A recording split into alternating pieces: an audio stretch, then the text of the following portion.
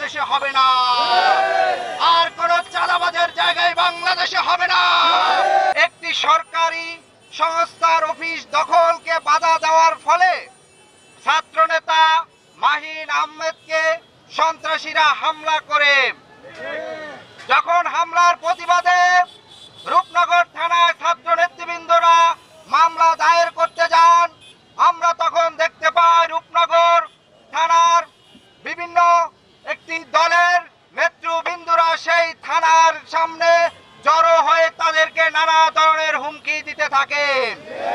যখন এক পর্যায়ে আমাদের সহযোদ্ধারা তাদেরকে উদ্ধার করতে আসে, আমরা দেখতে পাই আর রূপনগর আবাসিক গোল চত্বরে তারা অতর্কিতভাবে হত্যার উদ্দেশ্যে হামলা করে আমাদের সহযোদ্ধা শরীফুল ইসলাম এবং শামীম আহমদকে নির্মমভাবে আহত করে।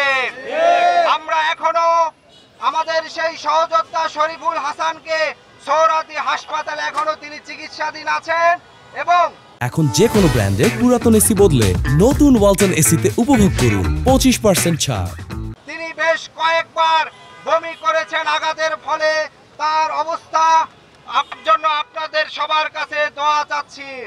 প্রিয় উপস্থিতি, আপনাদেরকে একটি কথা বলতে চাই, অভ্যুত্থান পরবর্তীতে সারা বাংলাদেশে শুধুমাত্র জাতীয়তাবাদী দল বিএনপি তাদের নিজেদের অন্তঃকন্দলের ফলে 51 জন নেতা কর্মীকে হত্যার শিকার হয়েছেন, যেটি আমাদের কোনো কথা নয়।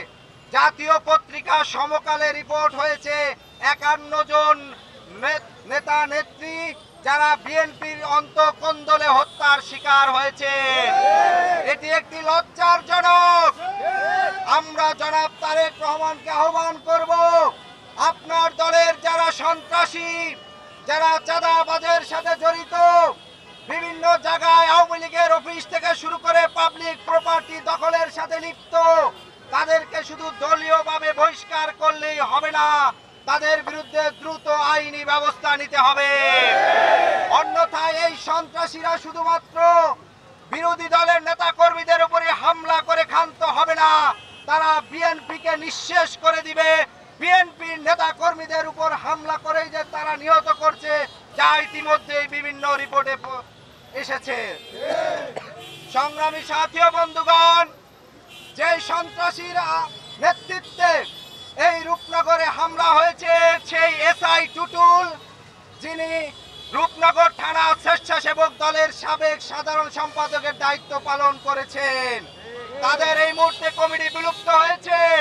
কিন্তু আমরা বিএনপির এখানকার হাইকমান্ডকে স্পষ্ট জানিয়ে দিতে চাই, এসআই টুটুলের বিরুদ্ধে সাংগঠনিক এবং আইনি ব্যবস্থার জন্য আপনারা প্রক্রিয়া চালান। আর নাহলে আমরা ধরে নিব যারা এইখানের সিনিয়র নেতৃবৃন্দ আছেন, মহানগর উত্তর বিএনপির যারা দায়িত্বে আছেন, আপনাদের ছত্র ছায়ায় এই সন্ত্রাসীরা সন্ত্রাসী কার্যক্রম চালাচ্ছে, সেটি আমরা ধরে নিব। আপনারা ইতিমধ্যে দেখেছেন দীর্ঘ 15 বছরের যে সাম্রাজ্য, ফাঁসিবাদের সাম্রাজ্য গড়ে তুলেছিল আওয়ামী লীগ, সেই আওয়ামী লীগ কিন্তু ছাত্র জনতার প্রতিবাদের মুখে মাত্র 36 দিনের মধ্যে কিন্তু তাসের ঘরের মতন ভেঙে পড়ে গেছে। অভ্যুত্থানের পরবর্তী নতুন বাংলাদেশে নির্বাচন এবং রাজনীতিকে কেন্দ্র করে আর কোন সন্ত্রাসের জায়গা এই বাংলাদেশে হবে না, আর কোন চাঁদাবাজের জায়গায় বাংলাদেশে হবে না, আর কোন কালো টাকার মালিক হয়ে এলাকায় এলাকায় গুন্ডা পাড়ার সন্ত্রাসী কার্যক্রম আর বাংলাদেশে হবে না।